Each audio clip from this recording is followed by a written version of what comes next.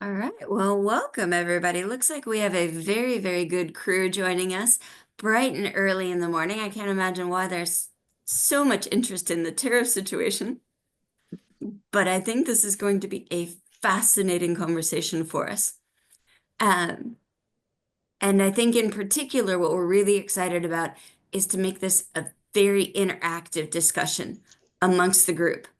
So I know there's going to be a ton of questions, ton of ideas about where this goes and what we need to be doing.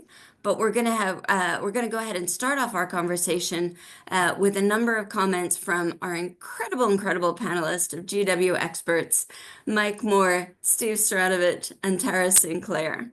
So, as a thought starter and to kind of level set where we're looking, and especially with the incredible expertise that we have on this call, and in partnership with my amazing co-chair for the IIP, Carl Richardson, very glad to be able to kick this off. And Mike, maybe you could help us do that really by level setting the trade policy context. I mean, we know the president has taken unprecedented action here, including reviving decades-old statutes to go after trade barriers.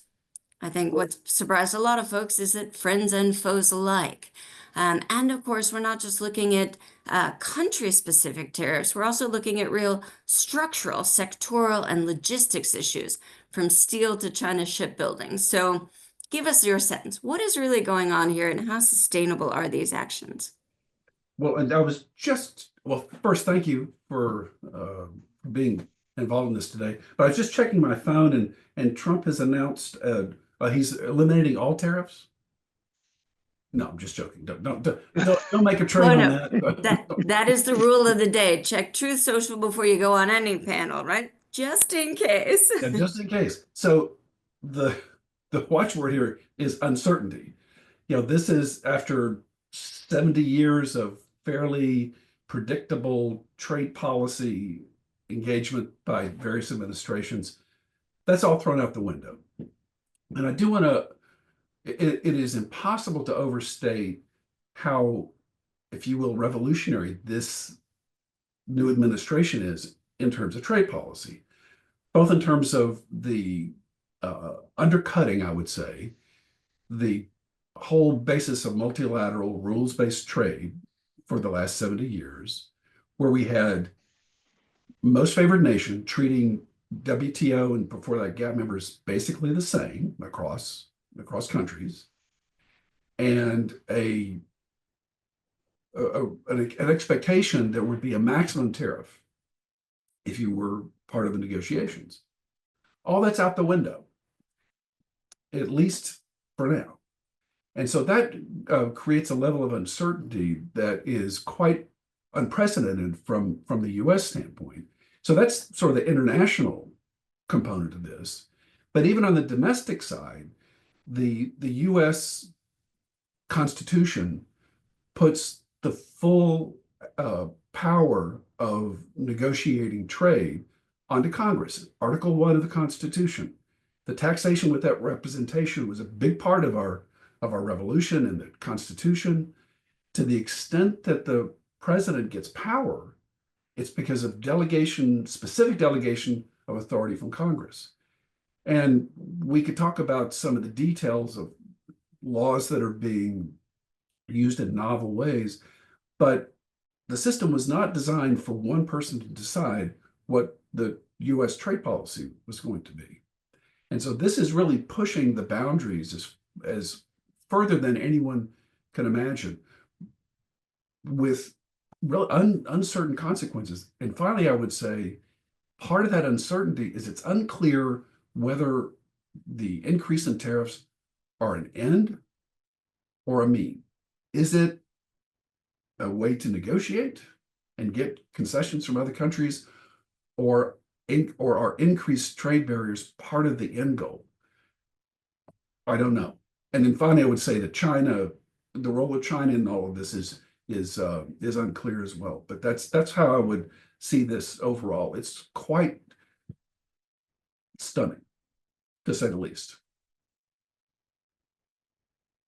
Great point. And a great way for us to really start to frame up kind of not only what's been happening, but the direction that it goes in. And Steve, if I could turn to you, obviously, a huge component of this is what it means for bilateral relations. And I know US-China is really always at the start of that and has been since Trump won. But what's different this time around is that we've gone after, well, everybody, including Mm.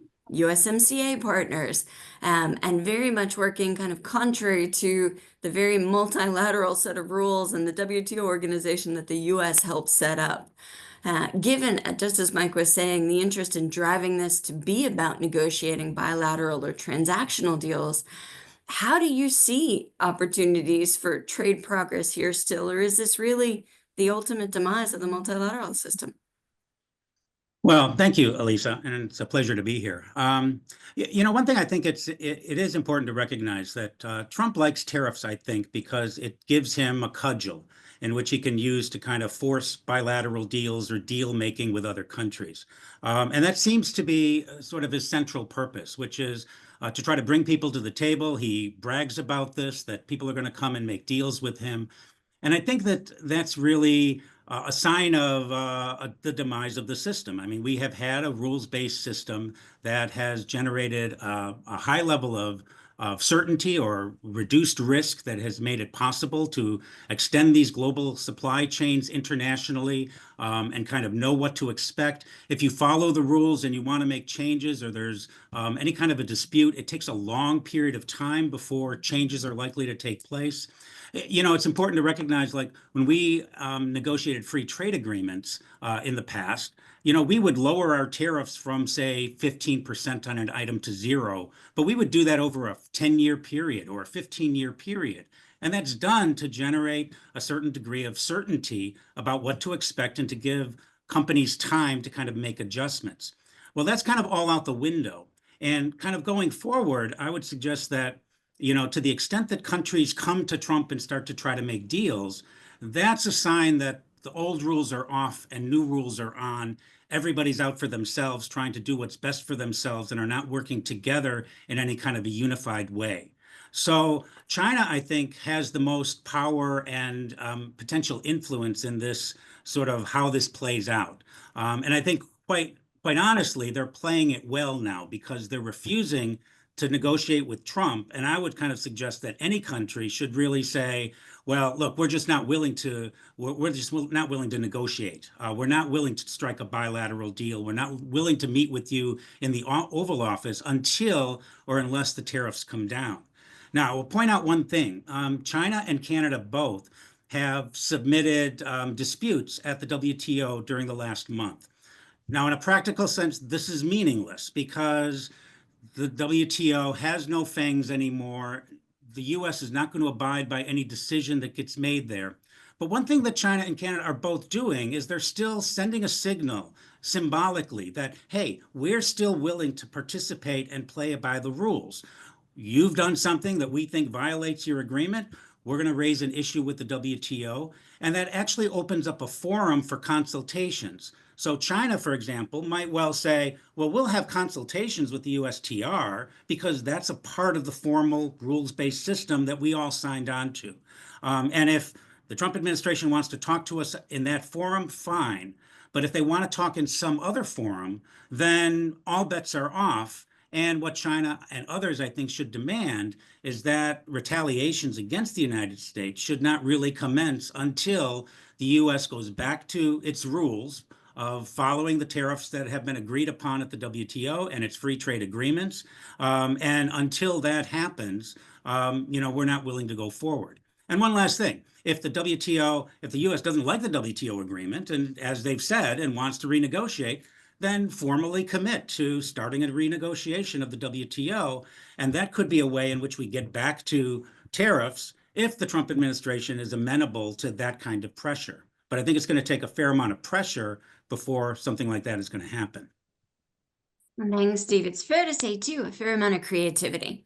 And I think certainly I know that's how in a lot of the industry conversations that I've been having, everybody's been focused on. If there are opportunities even to get more creative under some of these transactional deals that then start to reinvigorate support standards and principles by which we can take on multilateral approaches. So a lot of work to do, but I'm glad to see a little bit of optimism there. And Tara, I'm hoping that carries through to you because big question to throw out to you, obviously, is the president and his cabinet have been very vocal about, or have recognized, at least in the last week, 10 days, that this is going to hurt.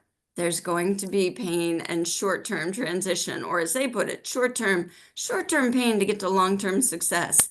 Obviously, speaking from a company side, that's a hard reality to swallow when you're talking about long-standing supply chains and supplier commitments. These things don't transition on a dime. So how do you foresee the impact on the US economy, and obviously corollary, what does that do to the global economy? Great, thanks, Lisa. And I'm just upfront going, I'm not necessarily going to bring a lot of optimism here in terms of the macroeconomic impacts, because what we've seen is that basically all sides now agree that at least the short run impacts of, as both Mike and Steve highlighted, not just the amount of the tariffs, but all of the uncertainty and upheaval and shifts around them. I think is coming at this as a macroeconomic forecaster.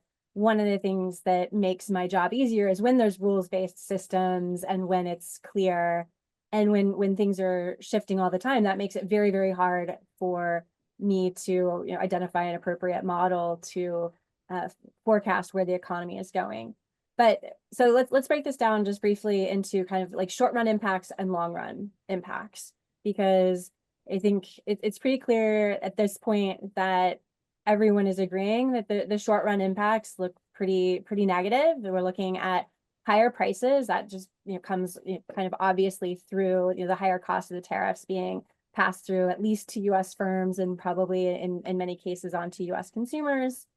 But then we're also looking at lower investment, particularly for those firms that are seeing higher cost of capital from the volatility in the markets, less certainty about where their demand is going to be going forward, and this just sense of the lack of policy stability to be able to make planning decisions on the part of firms. So we see that lower investment, higher prices. We also see lower consumption on the household side, because if they're spending more on goods, then there's less remaining spending power within their budget to purchase the services that we're really known for in this economy. So that's the short run. It seems like that's what everyone's kind of agreeing on. The question is, okay, so what's the potential long run situation here? And this is where I think there is some debate, although I will say that I think the preponderance of evidence on economic research is that this set of policies is going to shrink the U.S. and global economy in the longer run, both because of that investment that I mentioned earlier. If we have lower investment today, then we're going to have lower capital accumulation, lower research and development. So those innovations won't be there to grow the economy in the future. But then also, trade done well grows the economy. And so the question here is, I don't think we're facing like a win-lose type world where the US wins, the other countries lose in this trade war. One of the things that we think of about trade is that it can be a win-win scenario. But unfortunately, that means that trade wars can also be a lose-lose scenario. And given what I think both Steve and Mike have highlighted here already about the ways that these policies are coming into place, it is not aiming towards a win-win scenario. And in fact, it really looks like we're setting up for a smaller economy. And so then the only, I think, remaining question that I feel a responsibility as a macroeconomist to point out is, what about the distributional effects, right? So we can say that, okay, maybe the economic pie will be smaller, but this is the best way in order to get a better allocation to perhaps communities who have been left behind. And so that's another one of the arguments that we hear from some of the people supporting the administration is that, well, even if there is some economic, aggregate economic cost, it might still get us a better distribution. But the issue there is that I don't think that they've provided clear evidence that that will actually happen. And so I think that's what I would ask for further justification about these policies.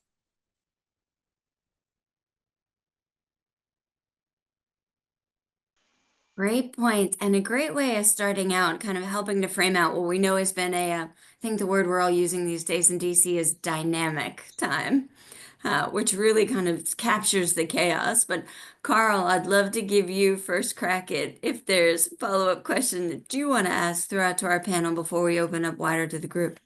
That's very kind of you. I think given that no one's crystal ball is clearer than any others, Lisa, I think I have a couple of questions, one for Mike and one for Steve. And Tara, I think you've been really helpful in your answers to date on things or so I'll hold fire on that in the interest of time. May I ask just two, if that's okay, Lisa, first to Mike and then to Steve? Please, let's go for it. Great. Mike, given the shared interests in addressing the Chinese trade practices across the Atlantic, both in the UK, Europe, and the US, yet we've got different tactical approaches. Are there better, obvious, concrete steps that could facilitate coordination on trade issues related to China without compromising each party's distinct economic priorities? Well, great question. And let me start to answer that by mentioning or echoing some of Steve's concerns about essentially dealing with someone who is pressuring you to make a deal. So an opponent or a critic might say this is bullying. A proponent would say you're using maximum leverage to get an outcome you'd like, perhaps to deal with China. And so there's this threshold issue of how far we're willing to go in order to cooperate with someone who's pressuring us. And so that I wouldn't dare to recommend that Britain or the EU do one or the other. But if one were to do it, I think in any negotiation, it's important to try and give your negotiating partner a way to declare victory so that you can move forward. Now, I would say that the full trade agreements, I was a senior economist at Council of Economic Advisors when we were negotiating a Singapore and Chile free trade agreement, which was almost overwhelmed the bureaucracy in terms of finding ways to deal with all the different issues. So it seems very, very difficult for me to imagine that you'd be able to negotiate 90 deals with a whole bunch of countries. So maybe you want to focus, say, on Britain and the EU for the very reasons that you mentioned. So maybe there would be low-hanging fruit in terms of the auto tariffs. I know there's been some movement towards trying to bring the EU and I presume British auto tariffs down to 2.5%. I think that would make Trump be able to trumpet a success there. There's also the CBAM, that's the Carbon Border Adjustment Mechanism, which is an adjustment. It's a climate change import tax, if you will. There's arguments about whether it's actually a tax or whether it's a border adjustment. Let me set that aside. But I could imagine if the EU for its current or Britain for the later implemented CBAM, we call it, to not do it on steel, for example. So the US has lower emissions, broadly speaking, on steel than does Europe because of the use of electric arc furnaces. So it's not that big a deal for the US to not be subject to the CBAM. But that would be something you could throw a bone in Trump's direction and say, hey, steel, it's important to you. We're not gonna do that for you. The downside with that is that you start to get these piecemeal changes that make it that more complicated for businesses to do what they want to do, which is to invest and make products, make profits. So I'm hesitant to really go that far down the road of concrete measures that may end up having a chaotic, fragmented world that we tried to get away from for 70 years. But so I don't, I'm hesitant to give many more concrete examples because I'm afraid someone may actually do them. Because Yeah, yeah. really disappear. Mike, if I might say, as my former economics professor, it's actually quite, in a gallows humor quite comforting that you don't have any others, but at least I've asked the question, you know? So thank you very much for helping. Steve, may I just turn to my question to you if I can?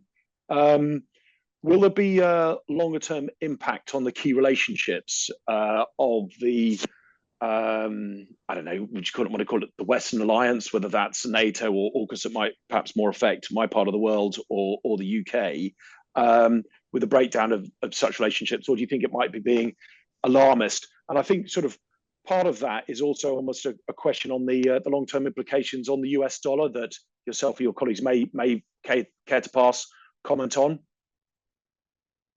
Well, yeah, I think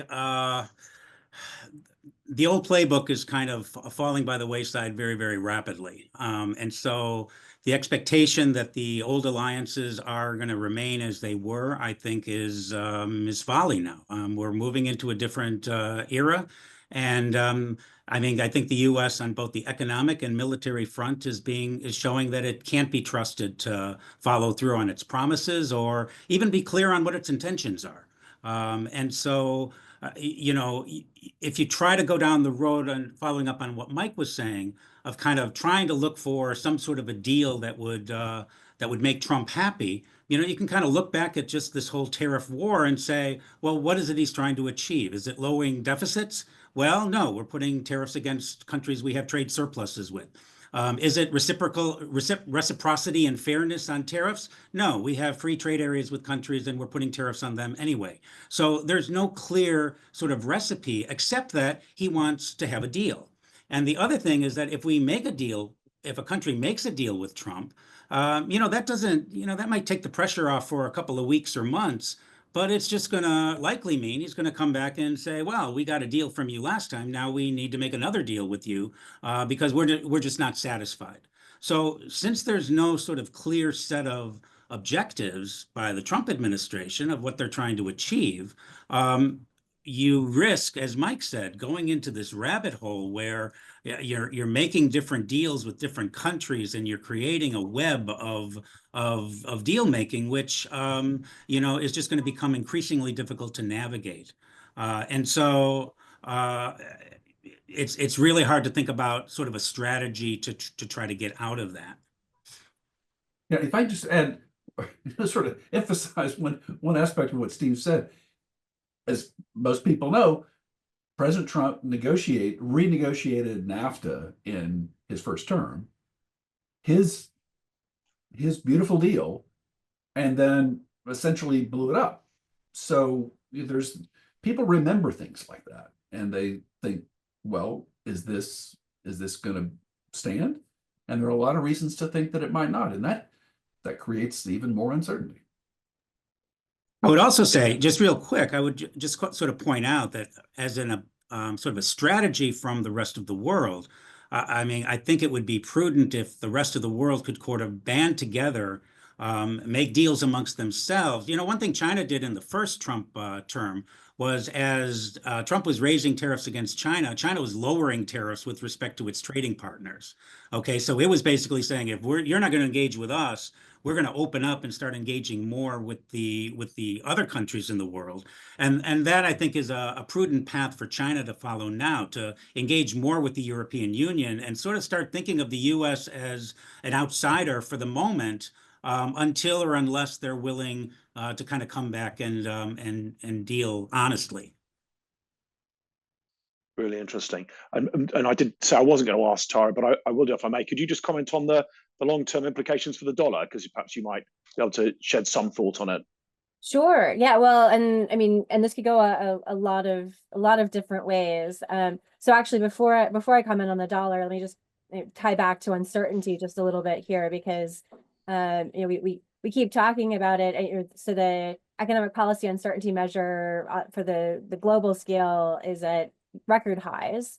And so that is definitely affecting not just individuals' plans at the household and firm level, but then that filters up and directly affects economic outcomes. So even if so people often talk about knowing if it's a bad, like even if we know it's a bad policy, if we know what the policy is, we can then take action and do things to protect our businesses, protect our families, that sort of thing.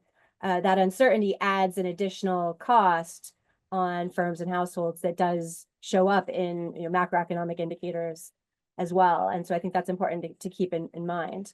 And I think that does connect into the discussion around the dollar, because there's been this constant back and forth about what the goals are here, because it seems like there's a mixed view about whether strong dollar, weak dollar, what's the administration's goals, what do these policies result in.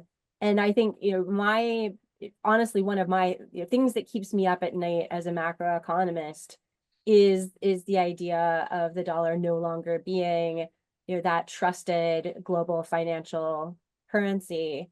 That particularly matters not so much for the dollar itself, but for our huge national debt that we have. If we look at the U.S. Treasuries, one of the reasons why we can have such large national debt is that U.S. Treasuries are used around the world as a safe asset. And if, as Mike and Steve were talking about, the U.S. starts to get pushed out of global trade, then that also pushes us somewhat out of the global financial system.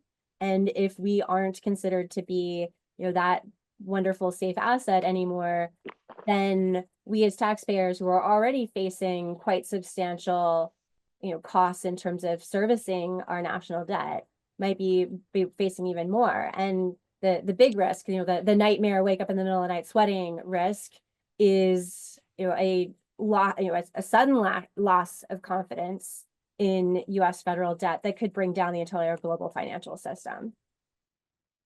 Not to be doomy. I was trying in my first answer with Lisa to not be as doomy, but you asked about the dollar, and I think the point is though, Tara, is that you can deal with news. It's just some sort of certainty. It's just hard to price the risk at the moment for anybody. Right. Thank you very much. Lisa, back to you if I may. Thanks for allowing me to ask all three questions. Absolutely. And I think it's given us a good level set. And I do want to encourage everybody on the call. I know we've got a lot of good colleagues who also have strong feelings and assessments in this space, and maybe playing to that issue around the bilateral relations. Ali's put a really good question into the comments about just even thinking about the critical mineral exchanges. And I think this plays to some of the themes that you've talked about. Whether it's ongoing discussions with like the DRC in Africa or the Ukraine, these critical mineral deals, also quasi-security guarantees. It's a very different way of approaching kind of trade relations. And I know Ali's specifically looking at this in the context of like the libido corridor and, how this might restructure African regional trade. But I think it's a fair question kind of from a broader space, whether it's Ukraine or Africa or Greenland, to throw another one out there. There are a lot of countries who are looking at, well, critical minerals might be that transactional approach to kind of get re-engaged with the Americans, but in a way that's maybe a constructive, positive approach as opposed to the punitive, tariff-driven approach. This does fundamentally start to reorient a lot of supply chains, though. When we think about kind of how regional trade is conducted, more countries locked out of the U.S. market, more product flows into other places. I'm curious, if we stick to maybe that core of critical minerals that so many countries are trying to capture, curious to get reactions from the panel on how do you see that either becoming a positive way to engage or potentially further destabilizing by locking up some of the critical components of so many innovative supply chains. Well, I'll take a crack at that. This reminds me in part of the difficult position that businesses find themselves in. So economists, tenured professors can talk about the importance of, sticking to principles and, having, the long-term view. But for many businesses who may need rare earths or other supply components, waiting until the system gets reoriented and re-equilibrated may be too long. I mean, there's some real pressures short term for businesses to address the needs of their shareholders. And so there may be indeed intense pressure on the administration to make deals in order to bilateral, transactional, maybe suboptimal in a perfect world, to make these deals reality. And if there's anything that would push the administration, I think, forward to making deals, it's going to be this type of transactional, fragmented approach. And I think we may find that that's a bad long-term strategy.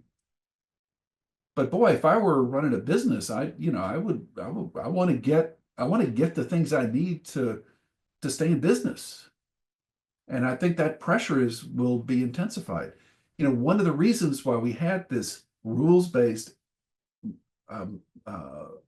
MF, most favored nation principle, it was to eliminate or try to limit the ability of countries, big countries, to muscle in and take advantage of situations.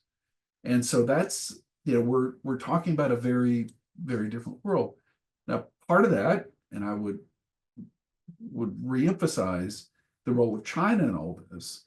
China, the entry of China into the world system in 2001 was a seismic event. And so trying to bring China into the global economic system has been enormously disruptive.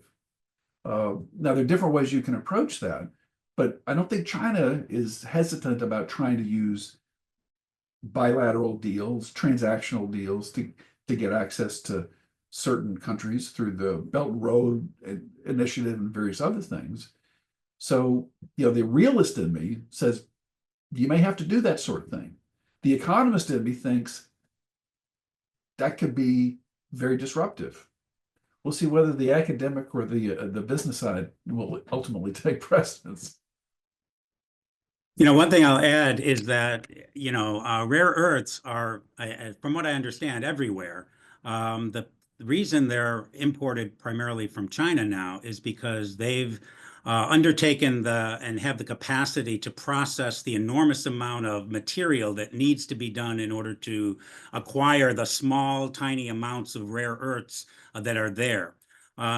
Countries may well have an opportunity to sort of offer rare earths mining as sort of a fig leaf that's somewhat meaningless because, it seems like, yeah, there might be rare earths in Greenland, but the cost of actually extracting them and building the facilities that's going to make it possible is not something that's going to happen in a matter of months or years. It's going to take a long period of time to build the facilities that would be necessary in order to extract the rare earths from those locations.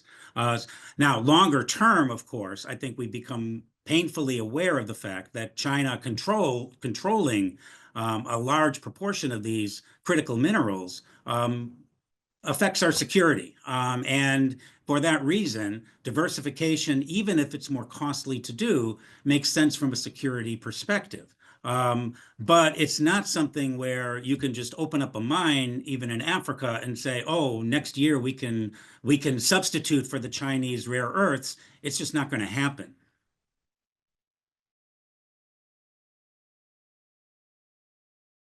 Yep. And I think that's been one of the big messages. And if anybody looked at the public comments that went in on the China shipbuilding executive order, really good example. That was the #1 point raised of the more you restrict ships coming into the United States, it's not like we are building ships that quickly to be able to replace them. So the commercial reality check here is definitely real.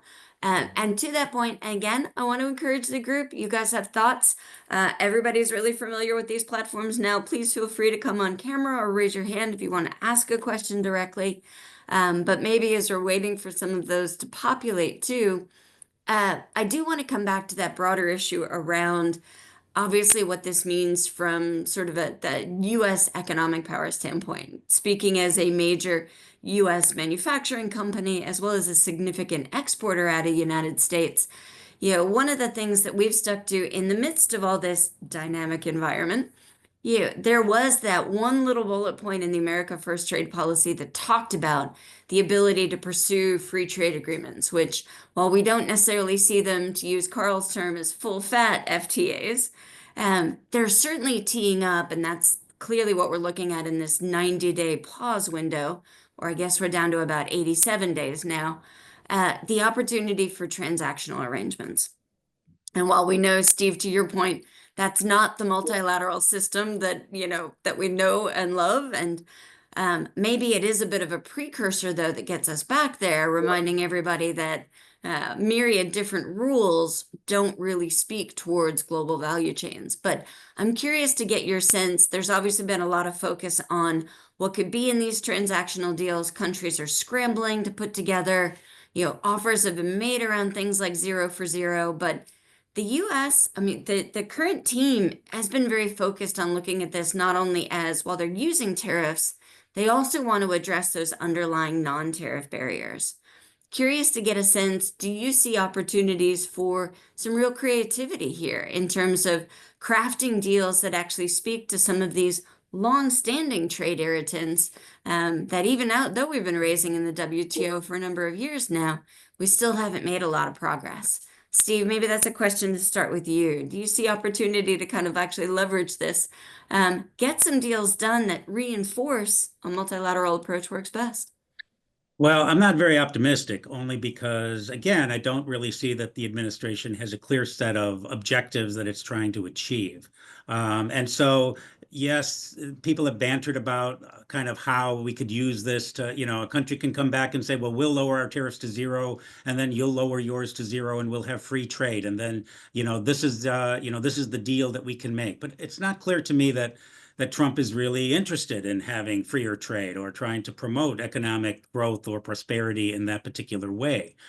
So again, I think if we strike a deal in that particular way, or a country does, then it's just going to lead to different deals with different countries that have different characteristics, and we're sort of, again, increasing the complexity of the global environment rather than making it simpler and easier to deal and reducing the uncertainties that we get through the multilateral system. So, at some point, I think it will be prudent for countries to stop playing the games. Stop playing we'll give you a little bit of this, and then maybe we'll get a little bit of that, and then maybe it'll be okay for us later on, because that's an unending sort of cycle that can be continued ad infinitum. And that's a real worry, to be kind of drawn into that kind of situation going forward. And I'm afraid that that's exactly where the administration wants to draw people into. And if we get into that, again, the longer we sort of veer away from the traditional multilateral rules that we've had agreed upon, the easier they're going to be to forget, and the harder it's going to be. It took 80 years to sort of build up this system of mutually beneficial, agreements and promises that we've made with respect to each other. But that can be broken down in a matter of weeks, we're seeing almost. We still have the memory of that and can get back on track in kind of short order. But the longer we sway away from those principles and start to move down these bilateral deal things, the harder it's going to be to get back to that kind of a system. A lot of the non-tariff barriers, they're hard to quantify. It's hard to know exactly, what the trade impact is. I mean, Lisa knows this better than I do. I mean, it's very, what are the extra costs associated with some very particular environmental regulation that's, is then interpreted by a bureaucrat someplace. You know, who knows what that means? You have different tax systems. You have different approaches to food safety. I don't see how you get a broad brush improvement or progress on these within 90 days. Of course, the 90 days can be extended. I mean, there's nothing that's required that this be done. All this is arbitrary to in the beginning. So you could extend it for another 90 days if they really wanted to make some progress. Countries do have the foreign trade barriers book that the U.S. Trade Representative puts out every year that talks about particularly sensitive areas. So maybe that's a place that people can start with. But as Steve said, you know, you can really go down a rabbit hole with the with these trade barriers, these non-tariff barriers. I mean, talking about currency manipulation. I mean, some are very, very difficult to implement. So I'm hoping that they will either have a fig leaf that they can throw towards the administration, then they can back down with the potential. And I don't mean to be a China hawk on this, but the real difficulty in this, I would say, would be the rise of China and how to deal with that. And so trying to cut deals to get cooperative approaches, multilateral approaches to dealing with China, not isolating China, not punishing China, but to come to terms with their role, I think would be good. So maybe some of these transactional deals could be good in that way. Maybe so. I'm gonna actually compile it. We've had a couple of great questions come in on the Q&A too, and with apologies to the group, and I know Carl and the panel are aware of this. Unfortunately, I have to drop because I'm briefing our Brazil team on tariffs, ironically enough. But it's a really good point. I think there's a couple of really strong economic questions too that have come into the chat, to kind of summarizing them up. And I think it speaks to what you were what Mike and Steve, you guys were both just talking about. Two things. One, I think on that, when we think about these transactional deals and in terms of trying to still share a note of optimism in these dynamic times, you know, one of the things that makes this, I think, really interesting as an opportunity is the more engagement by the business community. That is one of the big differences that we're seeing. There's a lot of company, while there's a lot of confusion trying to manage the current environment, there's also a lot of focus, to your point. If you're going to quantify what a real barrier is or demonstrate how it's blocking commercial transactions, nobody knows better how to do that than the business community. So I think the more there is an opportunity to build deals around real world commercial expertise, if these aren't all political deals, they're actually that coordination with the business community that has potential to really start to set again a path forward. So I think that that's an opportunity I think we should be thinking about as a team too in the executive council. How do we align and encourage those types of discussions with the administration? But it speaks to the broader economic issues. And I know Remy put that in there very starting straight off. What will U.S. companies do? I mean, Steve's asking if we're going to see reduction in economic growth. Fairly, could we see a 1-point reduction on GDP? Will this result in investment delays? What are some of the economic impacts, especially if we're looking at inflationary pressures, disruptions to supply chains? You know, what could be some of those expected impacts? And I know Remy put it in there around, you know, when we think about the administration, they're not really working on a 4-year clock. They're working on a 2-year clock, right? So much of this is how can they sustain the activity and demonstrate positive going into the midterm versus what may be some really catastrophic economic news, certainly if anybody's looked at their 401k lately. So how do you see kind of these economic pressures playing out? Could we see these real inflationary supply chain disruption, 1-point drop, GDP kind of reactions taking place? And how do stakeholders react? How does business react to that?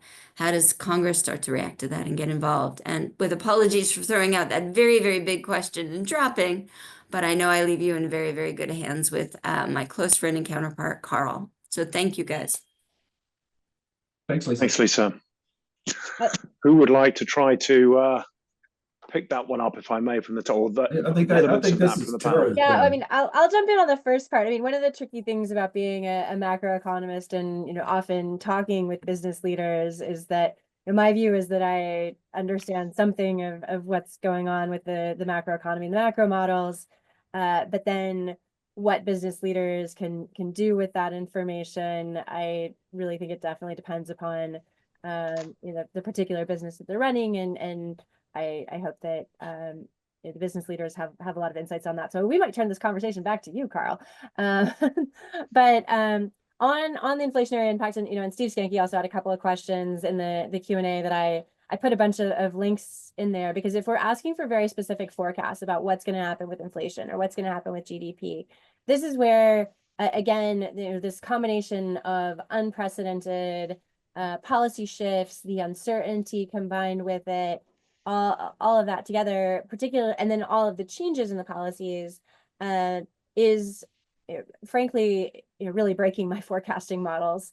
And there are several groups that are doing really, you know, yeoman's work on this. So, you know, the Yale Budget Lab, Peterson Institute, the Penn Wharton, you know, they've got these, you know, large macroeconometric models that actually have a trade equation in them, and they're able to actually put in different assumptions as the policies change. And so this is why I've been focusing mostly on the directional forecast here rather than specific quantitative forecasts, is in part because, you know, I understood from Alex, we might be recording this and 5 minutes later, you know, the forecast might need to change due to a shift in policy again.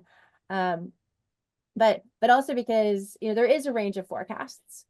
But what is striking is that, you know, it is a pretty clear consensus, and like, you know, vast majority consensus of forecasters that there are going to be, you know, higher prices and you know, lower GDP growth this year and next year, and lower you know, total GDP likely as well in the longer run.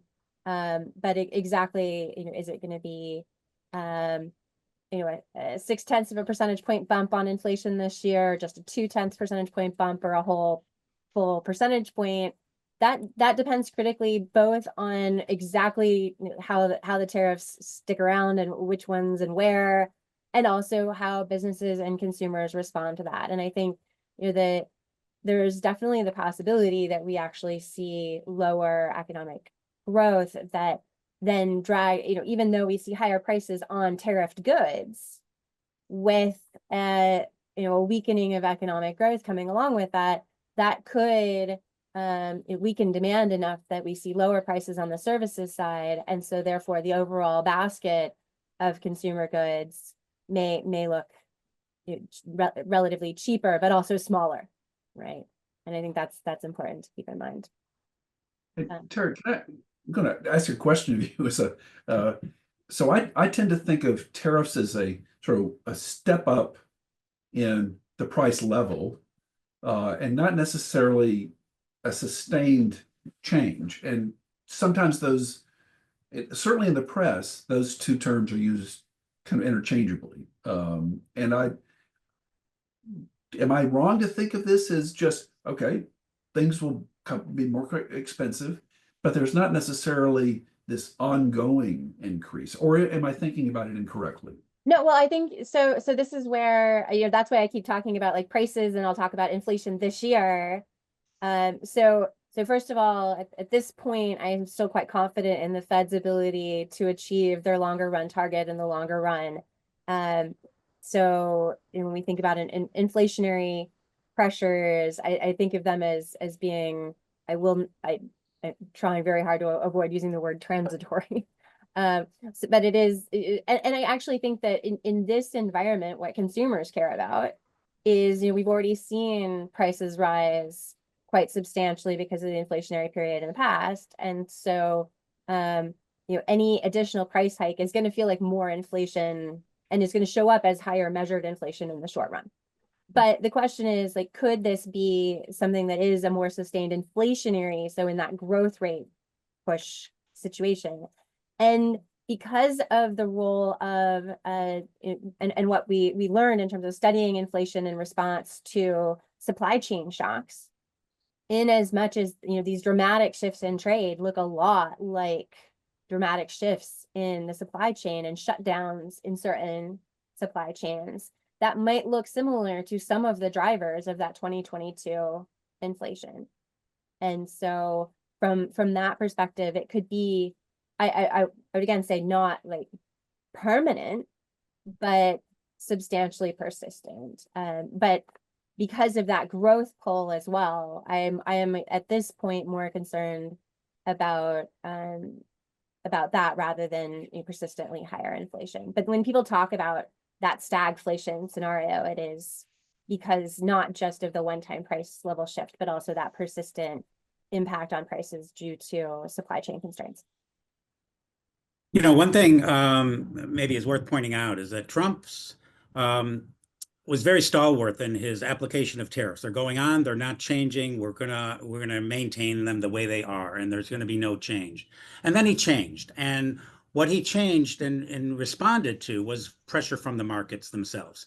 Okay, the falling stock market and the impact in the bond market no doubt had some influence over his decision to not eliminate the tariffs. And it's important to recognize he didn't eliminate. There's no pause in the tariffs. The tariffs are still going up at 10% against all countries, and an enormous tariff against China, which is going to have incredible effects upon supply chain management and the stability of companies within the United States and in other parts of the world. So even if the inflationary consequences, which might occur, they're going to be longer in coming. It's going to take more before we see that data sort of appearing, but we're going to see sort of a decline in economic activity, I think, and rising unemployment much, much sooner. And those are the things that could have some impact upon, Trump's policies. And, since he changes policies by Twitter, he might be changing them up or down or reducing them in different ways in response to what I expect to be some very negative economic data that's going to start coming out in the next couple of months or so. But I think inflation is going to be a longer term one. It's one we're not going to see in the next couple of months, but we might see by the end of the year, for example. No, Mike, please. I was going to come to you actually, Mike. Please, Yeah. Would you pass comment? Oh, please go ahead. Go ahead, Carl. Were you going to ask a question? I'm sorry. We pushed it back to no, you, Mike. Mike. Yeah, back to you, Mike, if that's okay. Okay. Yeah, so I think I want to come back to something that Tara mentioned earlier, that it's important to keep in mind. And that is that the globalization has created winners and losers.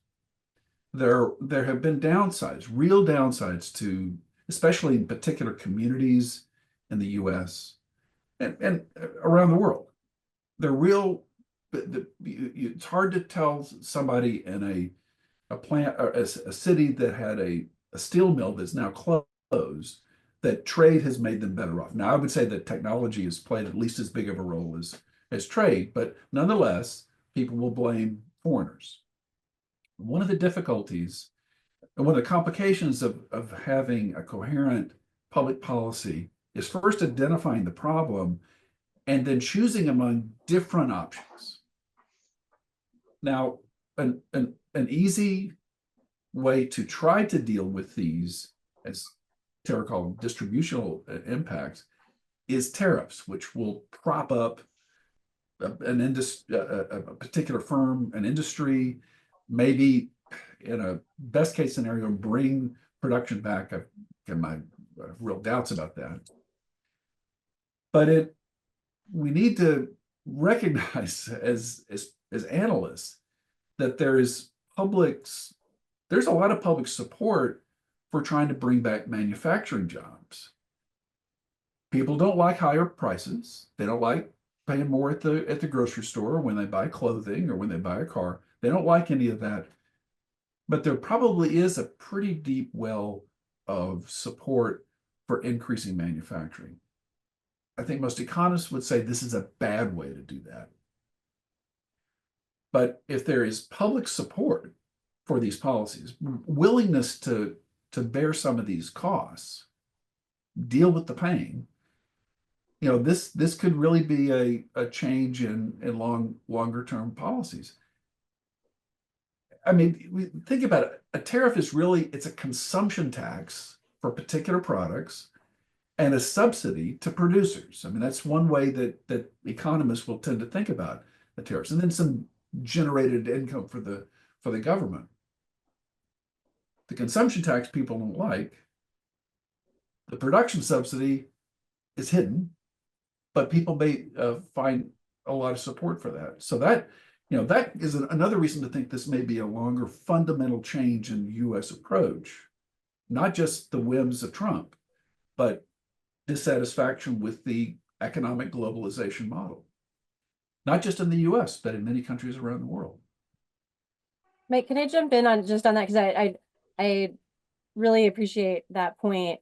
And I think it makes a lot of sense in a world where this shift in jobs away from manufacturing happened relatively recently.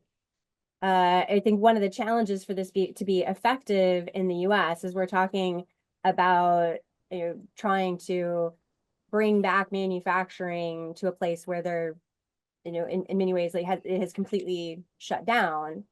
And so if we think about what, as you brought up technology, we think about the kinds of manufacturing and the way that manufacturing would be done if we're coming and building full new factories, may not bring a lot of jobs, because we might be bringing in, near fully automated factories, and that might, expand what's produced in the US, but not create the jobs. And I think that, again, as you pointed out, I think thinking carefully about what are the goals and will these policies best achieve those goals, and it is now the right time for that, I think is a really important point that we've made.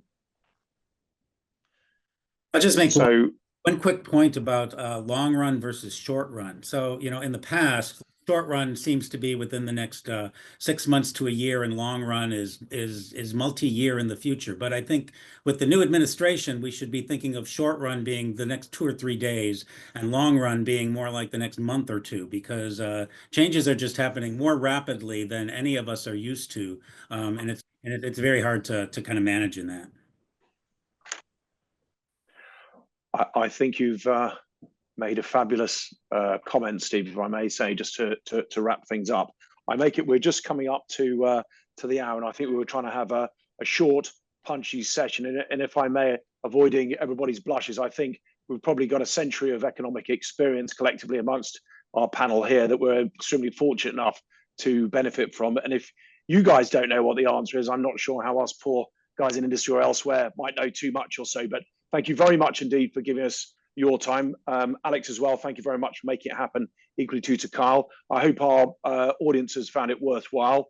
And if things do develop, like you say, Steve, maybe in a month or 2 or 3, perhaps we could take the liberty of asking you to join us again for another panel discussion. Personally, I found it extremely helpful, and I think the rest of the audience will have done as well. Thank you very much, everybody, and I'll draw the session to a close. Thank you.